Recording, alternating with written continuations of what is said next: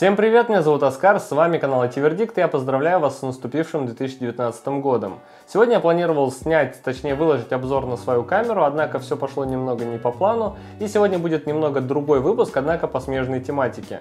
Сегодня мы поговорим о лучших 4 приложениях на Android-платформу для съемки видео. Приложение я тестировал на телефоне Redmi Note 5 на базе 8 версии Android и оболочки MIUI 10. Идея данного видео зародилась еще давно, когда я решил ради эксперимента протестировать разные приложения, делая одну и ту же проводку на свой тогда еще Redmi 4X, и результатами я был очень удивлен. Стоковое приложение откровенно никуда не годилось по сравнению с тем, что выжимало из камеры скачанное приложение. Так вот, сегодня я покажу вам то, как отснимали одну и ту же сцену при одинаковых условиях разные приложения. Сама сцена достаточно комплексная, имеются слишком светлые и темные объекты, мелкие детали и обилие шумного черного цвета. Приложений будет всего 5, включая стоковую камеру, поэтому постараюсь сильно не затягивать и выделю лишь основные особенности того, как проявила себя каждый из них.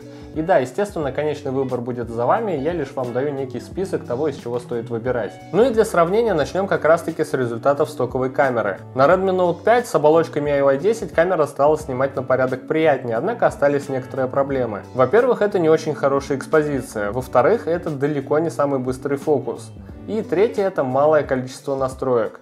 По факту при съемке в Full HD вы можете выбрать лишь одно из двух значений FPS, это 30 либо 60 кадров. Также при съемке в 60 кадров наблюдается снижение четкости и высокий уровень шумов. Плюс к этому стоковое приложение немного кропит кадр. Далее идет приложение камеры от OnePlus. Приложение не имеет выбора FPS, однако умеет снимать уже в 4К. И если стоковая камера MIUI снимает с максимальным битрейтом в 20 тысяч килобит в секунду, то камера OnePlus снимает в случае с 4К уже с битрейтом 42 тысячи килобит в секунду. Снимает она 30 кадров в секунду как в случае с Full HD, так и в случае с 4К. Также из преимуществ можно выделить отсутствие лишних настроек и, что называется, хорошая работа из коробки, а также очень быстрый автофокус. Также в данном приложении наблюдается наименьшее количество шумов. Если вы планируете снимать на автоматических настройках и при этом получать достойный результат, то эта камера определенно для вас. Далее идет приложение Open Camera. У данного приложения имеется расширенный интерфейс настроек съемки, ну и естественно очень широкие возможности настройки самого приложения. Камера в случае с моим телефоном также умеет снимать с настройками 4К и 40 тысяч килобит в секунду.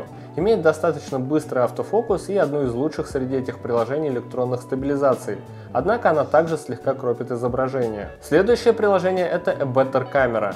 Камера умеет ровным счетом то же самое, что и Open Camera, обладает обширными настройками, однако помимо этого некоторые из версий данной камеры умеют снимать HDR. Однако в случае с моим телефоном сильно повышается уровень шумов.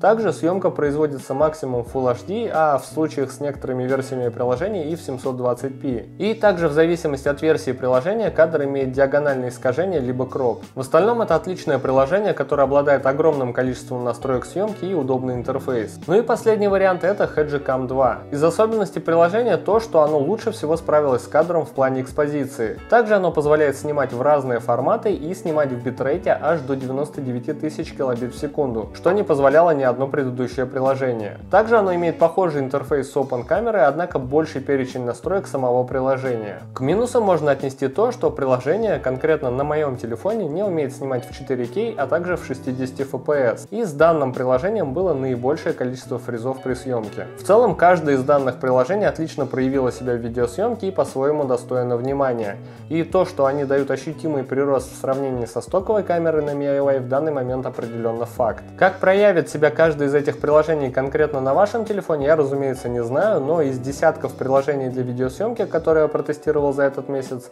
данные приложения проявили себя наилучшим образом. Так что, если вы снимаете на телефон, то советую обратить внимание. Все приложения, естественно, можно скачать в Google Play, либо же на FOPA.da. Также пишите в комментариях, нужно ли оставить ссылки на тестовые записи через эти приложения в описании к видео, поскольку YouTube, естественно, сильно пожмет качество и, возможно, сильных различий вы не заметите. Я же на этом прощаюсь, надеюсь, этот выпуск был для вас интересным, возможно, полезным. Если это так, оценивайте его как считаете нужным, подписывайтесь на канал, жмите на колокольчик и увидимся с вами в следующую среду. С вами был канал IT-Вердикт. Пока!